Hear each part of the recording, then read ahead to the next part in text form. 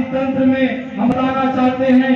देश को चलाने वाला लोकतंत्र का 4 स्तंभ कार्यपालिका, न्यायपालिका, विधायिका और मीडिया, यही 4 तंत्र से यह देश चलता है और इस चारों तंत्र पर मनुवादी व्यवस्था का कब्जा है। साथियों, हमारी आवाज को दबाया जाता है, मीडिया में हमारी खबर नहीं छपती है। शोषितों दलितों के साथ में कोई भेदभाव होता है तो उसको वहीं दबा दिया जाता है क्योंकि मनुवादी मीडिया पर किसी खास लोगों का कब्जा है। हम लोगों को न्याय नहीं मिलता है, हम लोग कोर्ट कचहरी का चक्कर काटते रह जाते हैं। जब न्यायालय में जाते हैं तो सीधा सजा सुना दिया जाता है। साथियों, प्रमाण के साथ मैं डंके की चोट पर कहना चाहता हूँ कि उसी चारा घोटाले में जिसमें जगन्नाथ मिश्रा जी को बेल मिला और लालू प्रसाद यादव को जेल मिला, सोचिए यही तंत्र को समझना होगा। यह मनुवादी तंत्र ही है जिसने लालू प्रसाद यादव जी को जेल में डालने का काम किया और उन्हें सजा दिलाने का काम किया। क्यों? क्योंकि एक पिछड़ा समाज का बेटा बिहार का मुख्यमंत्री बन गए थे। ये कुछ लोगों को रास नहीं आ रहा था, मनुवादी तंत्र को रास नहीं आ रहा था। मनुवादी व्यवस्था चाहती है वही आडंबर, अंधविश्वास, पाखंडवाद को फैलाना, जहाँ मानव में भेद पैदा करता हो, जिसमें 6743 जातियों में जिस मनुवादी व्यवस्था में हम लोगों को बांटा गया था, वही मनुस्मृति को उन लोग मानने वाले लोग हैं और इस देश में चाहते हैं कि वही मनुस्मृति का कानून को फिर से लागू करके इस भारतीय संविधान को समाप्त कर दिया जाए। मेरे साथियों, आप लोगों को समझना होगा 2024 का जो चुनाव होगा शायद इस देश का अंतिम चुनाव में कहीं हो जाए, इसलिए हम लोगों को समझना होगा भारतीय जनता पार्टी संविधान पूरी तरह से बना के रखा हुआ है। अगर 2024 में आ जाएगी तो हिंदू राष्ट्र घोषित करके वह अपना संविधान को लागू कर देगा और हम लोगों को जो गला में हारी और कमर में झाड़ू वही मनुवादी व्यवस्था में बनवाया था, उसी व्यवस्था को फिर से लागू किया जाएगा।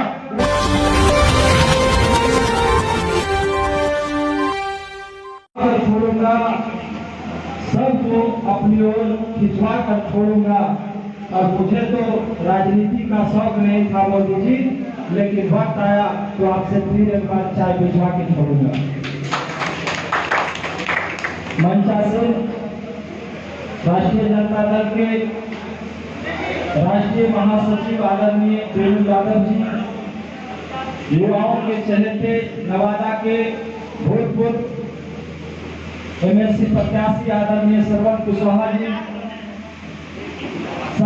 बिहार प्रदेश सचिव, युवाओं के चहेते लोकप्रिय नवादा जिला के राष्ट्रीय जनता दल अध्यक्ष आदरणीय उदय कुमार यादव जी, साथ ही जिला कमेटी के सभी साथी और प्रखंड कमेटी, पंचायत कमेटी, राष्ट्रीय जनता दल के उन सभी तमाम कार्यकर्ताओं, पदाधिकारियों को मैं क्रांतिकारी जय भीम बोलता हूँ। साथियों, जुर्म के साए में जुबान खोलेगा कौन? जुर्म के साए में जुबान खोलेगा कौन? और अगर हम भी चुप रह गए तो बोलेगा कौन? साथियों, आज देश में जिस तरह से मनुवादी तंत्र, मनुवादी मीडिया, जिस तरह से मनुवाद को जिस देश में बढ़ाया जा रहा है, एक और भारतीय जनता पार्टी कहती है कि हम हिंदू राष्ट्र बनाएंगे। मैं उनको कहना चाहता हूं कि मोदी जी, इस भारत में जो रह रहे हैं यह तथागत बुद्ध का देश है, सम्राट अशोक का देश है और यहाँ समय समय पर सामाजिक बदलाव के लिए ऐसे ऐसे महापुरुषों ने जन्म लिया, ऐसे ऐसे विचारधाराएं हैं। आप कैसे करते हैं कि हम हिंदू राष्ट्र की परिकल्पना करते हैं और बनाना चाहते हैं?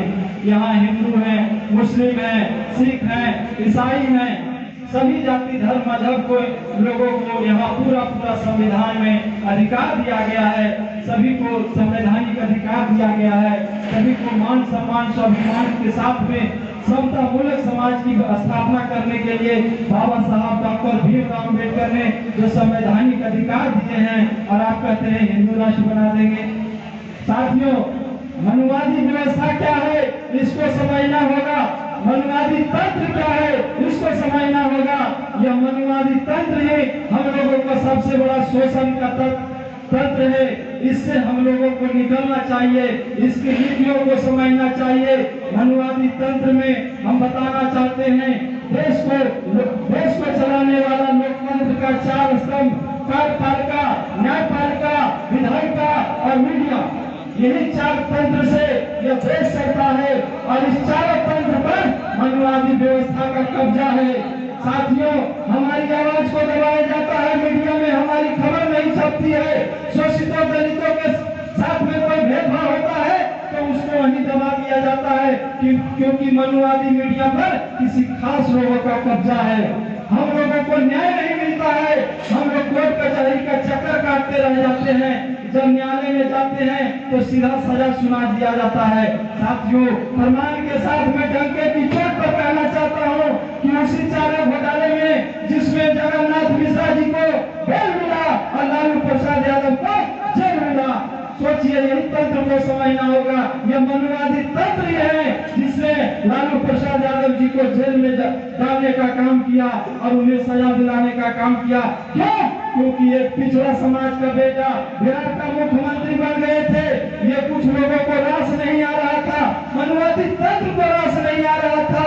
मनुवादी व्यवस्था चाहती है वही आडंबर, अंधविश्वास, पाखंडवाद को फैलाना, जहाँ मानव में भेद पैदा करता हो, जिसमें 6745 जातियों में जिस मनुवादी व्यवस्था में हम लोगों को बांटा गया था, वही मनुस्मृति को उन लोग मानने वाले लोग हैं और इस देश में चाहते हैं कि वही मनुस्मृति का कानून को फिर से लागू करके इस भारतीय संविधान को समाप्त कर दिया जाए। मेरे साथियों, आप लोगों को समझना होगा, 2024 का जो चुनाव होगा शायद इस देश का अंतिम चुनाव में कहीं हो जाए, इसलिए हम लोगों को समझना होगा भारतीय जनता पार्टी संविधान पूरी तरह से बना के रखा हुआ है। अगर 2024 में आ जाएगी तो हिंदू राष्ट्र घोषित करके वह अपना संविधान को लागू कर देगा और हम लोगों को जो गला में हारी और कमर में झाड़ू वही मनुवादी व्यवस्था में बनवाया था, उसी व्यवस्था को फिर से लागू किया जाएगा।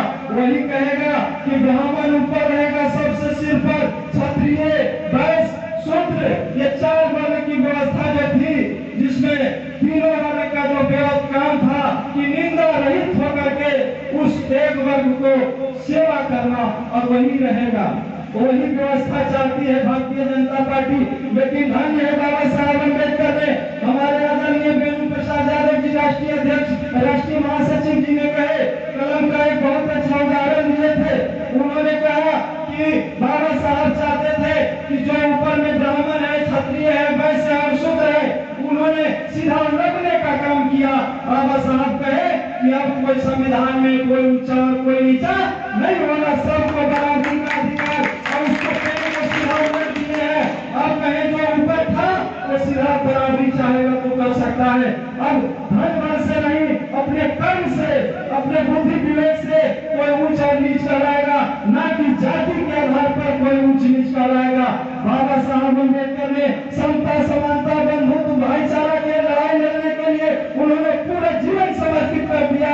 भारतीय संविधान में समता मूलक समाज की स्थापना के लिए उन्होंने हम लोगों को संवैधानिक अधिकार दिए, हम लोगों को राजनीतिक अधिकार दिए। राजनीतिक रूप में पिछड़े वर्ग के लोग थे, अगन्य समाज के लोग थे, दलित समाज के लोग थे, शूद्र समाज के लोग थे, सभी लोगों को राजनीति में पूरा प्रतिनिधित्व और मौका देने का काम किए, जिसका वजह है कि आज हमारे लोग चुन के आते हैं विधानसभा, लोकसभा, राज्यसभा, मुखिया, सरपंच, जिला परिषद क्या नहीं बनते हैं। ये धन्य बाबा साहब भीमराव अम्बेडकर ने, जिन्होंने संविधान में आप लोगों को अधिकार करके बढ़ाने का काम किए। और यही आज लालू प्रसाद यादव जी जब मुख्यमंत्री बनते हैं, काम करने लगते हैं, तो यही मनुवादी तंत्र को पेट में घुघुरी होने लगता है। वो चाहता है कि वही व्यवस्था जो मनुस्मृति में का बनाया हुआ था, क्या थी व्यवस्था, उसमें कहा गया कि ढोल गवार शूद्र पशु नारी ये सब है तारण के जुकारी, पूजी है विप्र सिर गुणहीना, शूद्र न पूजिए ज्ञान प्रवीणा। कहने का मतलब है कि शूद्र उस व्यवस्था में कितना भी महान क्यों नहीं होता, उन लोग पूजनीय नहीं मानेगा। आदरणीय लालू प्रसाद यादव जी बिहार का मुख्यमंत्री भी बन गए, लेकिन मनुवादी लोग को आज भी छाती पर सांप लौटता है। कहता है पिछड़ा समाज का बेटा जगन्नाथ मिश्रा जी को जगन्नाथ बाबू बोलेगा और लालू यादव को मनुआ बोलेगा। यही तो मनुवादी तंत्र और मनुवादी व्यवस्था है, इसी की तो लड़ाई है। हमें समता समानता और स्वाभिमान की लड़ाई लड़ना होगा, क्योंकि हम लोग सदियों से शोषित हैं। हमारे लोगों में जो है टैलेंट और गुण की कमी नहीं थी। और गुण की बात करें, दलितों को जो कहा कि इसके पास योग्यता नहीं होता, हम मिसाल देते हैं बाबा साहब अम्बेडकर, हम अपने बाप को कि जिस समय किसी में दम नहीं था, एक दलित समाज का बेटा के बनाए हुए संविधान से आज पूरा देश चलता है। यह है दलित समाज का योग्यता, और हमारी योग्यता का परीक्षा लेता है और कहता है कि दलित पीछे है, हमको सदियों से रोका गया, हमको संपत्ति से रोका गया। उन्होंने मनुस्मृति में लिखा कि स्त्री शूद्र विद्या जोदाम, स्त्री और शूद्र को शिक्षा से रोकना चाहिए।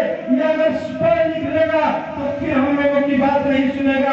धन्य बाबा साहब अम्बेडकर, जिनके दिए हुए संवैधानिक अधिकार से देश की राष्ट्रपति आज बनी हुई है एक महिला, देश की प्रधानमंत्री एक महिला बनी। और उस मनुवादी व्यवस्था में क्या था? घर का चूल्हा चाकी करना और पति की निंदा रहित होकर के सेवा करना, यही महिलाओं का काम था। लेकिन बाबा साहब अम्बेडकर ने हिंदू कोड बिल बना करके महिलाओं को मुख्य धारा में ला करके छोड़ने का काम किए, चाहे किसी वर्ग की महिला हो, लेकिन उसको भी उन लोगों ने शूद्र समझा। क्योंकि हम लोग जानते हैं कि जो उसकी बहू बेटियां हैं वो हमारी घर की बहू बेटियां हैं।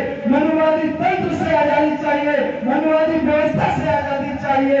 इसीलिए आदरणीय लालू प्रसाद यादव जी, तेजस्वी यादव जी ने कहा कि हम ऐसे सिद्धांत को मानेंगे, बाबा साहब अम्बेडकर की विचारधारा को लोगों को बताएंगे।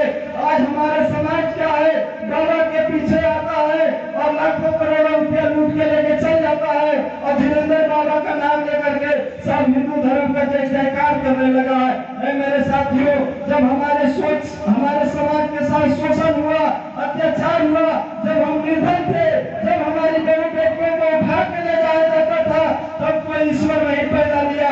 वही बाबा साहब अम्बेडकर ने हमें संवैधानिक अधिकार दिलाए, जिसके तहत उन्हें इंसाफ मिलता है, न्याय मिलता है। मेरे साथियों, आदरणीय लालू प्रसाद यादव जी ने जो हम लोगों को नीति बताई है, बाबा साहब अम्बेडकर की विचारधारा पर चलते हुए हमें इस देश पर राज करना है, सत्ता उनसे छीनना है।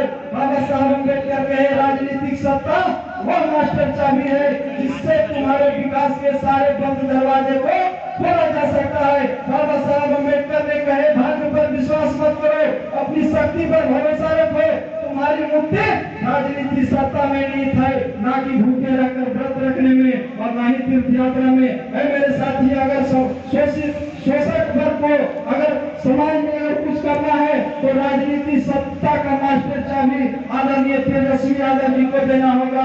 और देश का प्रधानमंत्री हम लोगों को यूपीए की जो सरकार है उसको बनाना होगा, तभी हम लोगों का कल्याण होगा, तभी हम लोगों का भला होगा, तभी हमारा संविधान सुरक्षित रहेगा, और तभी बाबा साहब अम्बेडकर का जो सपना था संविधानमूलक समाज बनाने की, उसमें आप लोगों का योगदान होगा।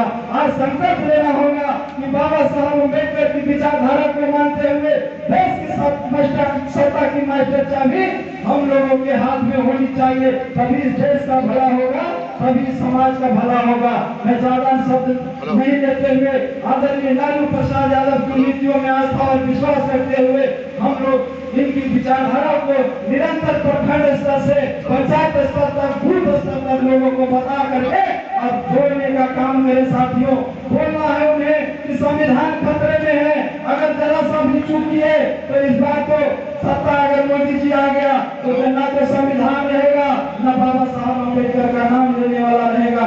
इसीलिए आप लोगों को सोचना है। मैं ज्यादा लंबा समय नहीं देते हुए अपनी वाणी को विराम देने से पहले जय भीम, जय राष्ट्रीय जनता दल और जय बिहार बोलता हूँ। आदरणीय लालू प्रसाद यादव जिंदाबाद।